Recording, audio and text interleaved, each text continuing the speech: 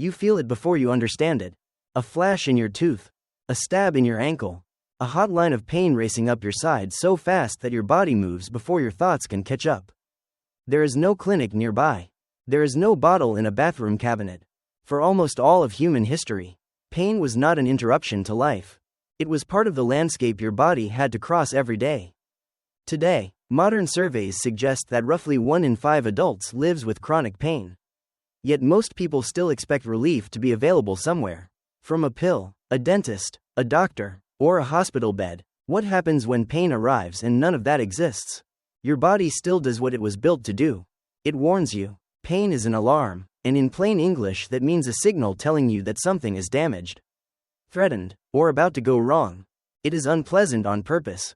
Without it, you would be in terrible danger. Would your ancestors have survived long without that alarm? Probably not. A cut that hurts makes you protect the hand. A swollen ankle forces you to limp instead of sprinting until the joint tears even more. And that is why pain is both cruel and useful at the same time. But the ancient world pushed that system hard. Pain did not arrive as a rare emergency. It came through splinters, burns, strained backs, infected gums, cracked ribs, childbirth, arthritis, cold, hunger, and the endless small injuries caused by living outdoors with sharp stone, rough wood, animal teeth, and no soft modern buffers. Daniel Lieberman, the Harvard evolutionary biologist, has written about the mismatch between bodies shaped for physically demanding lives and the comfort-heavy environments many people now inhabit. Your ancestors lived on the original setting. And original settings hurt. Think about your feet. Before roads, cushioned shoes, and climate control, your feet met heat, thorns, mud, rock, and frozen ground directly or through minimal coverings. A bruise on your heel was not just a bruise. It could slow hunting. It could slow gathering. It could mean arriving late to camp, carrying less food, or falling behind a moving group.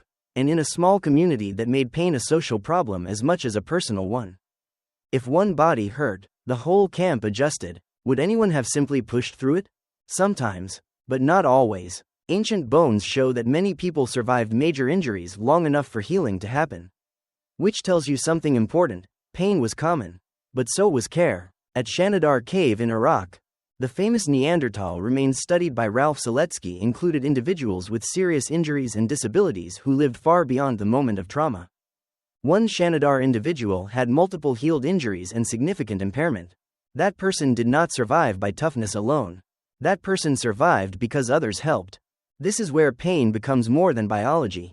Lorna Tilley, a bioarchaeologist known for work on the archaeology of care, has argued that skeletons can reveal not just injury but support, showing when a person likely needed sustained assistance to stay alive.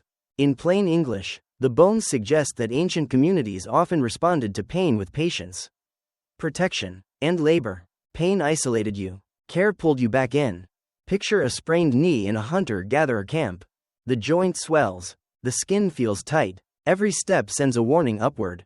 And there is no scan. No brace from a pharmacy. No sports medicine clinic. So what do? You rest if the group can afford it. You sit near the fire. You let other people walk farther than you can. And maybe someone binds the joint. Maybe someone brings water. Maybe someone carries a child you would normally carry yourself. Relief does not come from technology first. It comes from other humans. That may be one of the oldest medicines of all. Of course, some pains were much worse. Tooth pain, for example, could become a private nightmare. A cavity is a hole created when bacteria slowly damage the hard surface of a tooth. Once that damage gets deep enough, cold air, pressure, or food can trigger sharp pain. If infection reaches the nerve inside the tooth, the pain becomes pulsing, deep, and relentless. And teeth mattered enormously. If chewing hurts, eating drops. If eating drops, strength drops. Bioarchaeologists studying ancient remains repeatedly find worn teeth, abscesses, and gum disease. And that means a toothache in prehistory was not a minor annoyance. It could become a survival problem. Can you imagine trying to chew dried meat with an obsessed molar? You would try not to use that side. You would swallow softer food. You might go hungry even while food is present, which is one of the most frustrating forms of pain because it attacks the very process needed to stay alive. Then there is infection. This is where pain stops being just a signal and starts becoming a warning of possible death. A cut can redden. It can swell. It can become warm and throb, and that throbbing is your body reacting to invasion. Today, antibiotics often interrupt that story. For your ancestors, many infections had to run their course with no guarantee of victory. Some bodies won, some bodies did not. Skeletal evidence from many archaeological sites shows healed fractures, but it also shows bones marked by disease and inflammation. Periostitis, for example, is irritation and new bone growth on the outer surface of bone, often linked to infection or trauma. In plain English, the skeleton sometimes records that the body was fighting a long, painful battle. And bones remember what skin forgets. Pain also changed with age. Getting old in prehistory did not automatically mean dropping dead at 30. A myth that refuses to die. Many ancient people reached later adulthood, and when they did, their joints often carried the cost of years of work.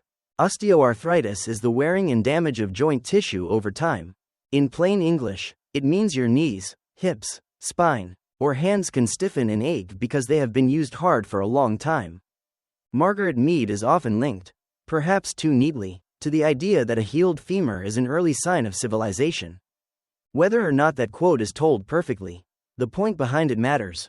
A badly broken thigh bone cannot heal unless somebody protects the injured person for weeks or months. That is not a solo achievement. It is a group decision. Would ancient pain have been more intense than pain now? Not always in the nerves themselves. A broken bone hurts now and it hurt then. The deeper difference is context. Modern pain often comes with explanation, prognosis, and expected relief. Your ancestors often had only sensation and uncertainty. They felt the injury, but they did not know whether it would fade in 3 days, disable them for a season, or kill them before the next moon.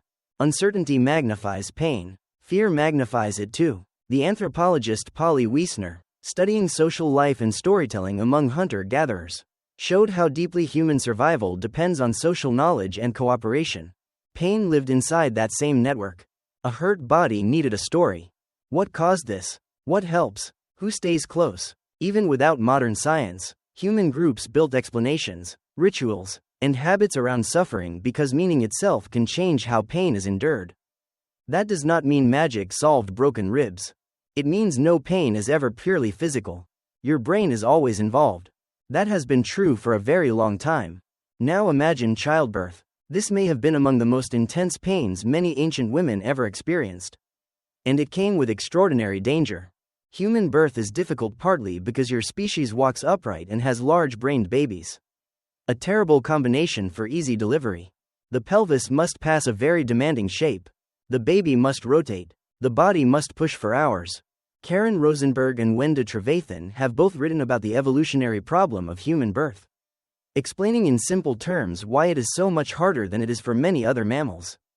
Ancient mothers did not face only pain. They faced risk layered on top of pain. And still they gave birth. Usually not alone. That may be another clue to the human story. Pain did not just select for endurance.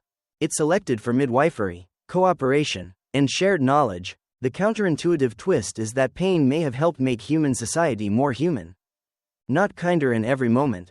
Not gentler by default, but more interdependent. If your group ignored every injured hunter, every exhausted mother, every elder with swollen knees, every child with a fever, the group lost skill, memory, labor, and future offspring. Caring for pain was costly.